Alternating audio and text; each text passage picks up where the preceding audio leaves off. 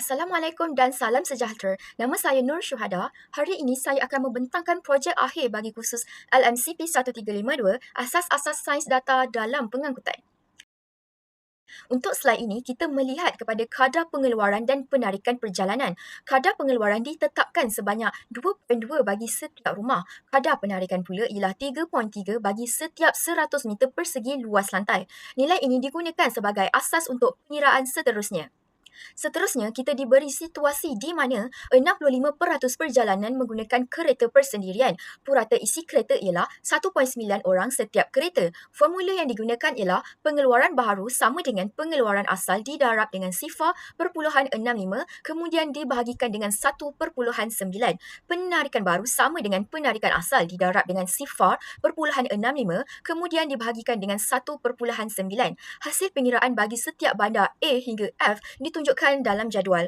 Jumlah keseluruhan adalah pengeluaran sama dengan 99,479. Begitu juga dengan penarikan sama dengan 99,479. Ini menunjukkan keseimbangan antara pengeluaran dan juga penarikan. Pada slide ini, kita mengesahkan bahawa jumlah pengeluaran mestilah sama dengan jumlah penarikan. Purata dikira menggunakan formula 99,724 ditambah 99,234 dibahagikan dengan 2 sama dengan 99,479. Nilai purata ini digunakan sebagai jumlah yang muktamad. Slide ini menunjukkan matriks perjalanan asalan dan tujuan bagi 6 bandar. Setiap baris mewakili bandar asal, setiap lajur mewakili bandar tujuan. Jumlah pengeluaran bagi setiap bandar adalah bandar 1, 12,388, bandar 2, 14,265, bandar 3, 23,274, bandar 4, 20,271, bandar 5, 16,142, bandar 6, 13,139. Jumlah penarikan keseluruhan juga adalah 99,479 menunjukkan matriks adalah seimbang. Seterusnya, kita melihat perjalanan antara bandar sahaja. Jumlah pengeluaran dan penarikan baharu adalah pengeluaran 69,807, penarikan 69,464. Nilai ini hampir seimbang dan digunakan untuk analisis lebuh raya.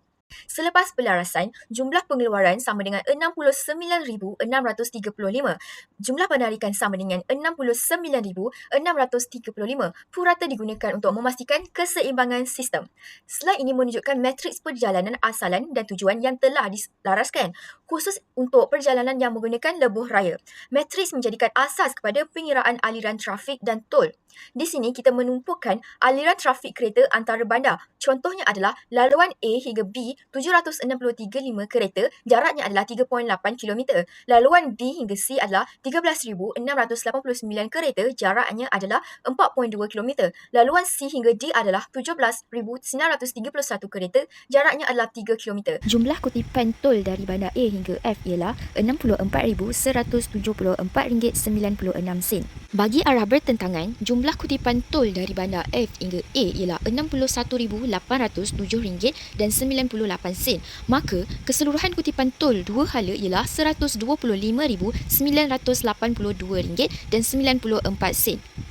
Pengaliran yang dikira sebelum ini adalah seharian. Jika 30% berlaku dalam 1 jam puncak, maka pengaliran maksimum sejam sama dengan sifar perpuluhan 3 didarabkan dengan pengaliran harian. Nilai ini digunakan untuk reka bentuk kapasiti jalan. Slide ini menunjukkan visual atau rajah pengaliran trafik antara bandar A hingga bandar F berdasarkan jumlah kenderaan yang dikira. Visual ini membantu memahami corak pergerakan trafik.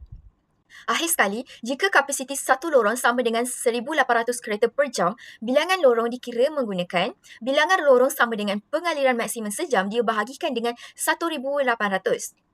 Hasil pengiraan menentukan jumlah lorong lebuh raya yang perlu dibina bagi memastikan aliran trafik yang lancar. Sebagai kesimpulan, projek ini menunjukkan bagaimana data pengeluaran dan penarikan, matrik asalan dan tujuan, data pengaliran trafik digunakan dalam perancangan sistem pengangkutan. Itu sahaja daripada saya. Sekian, terima kasih.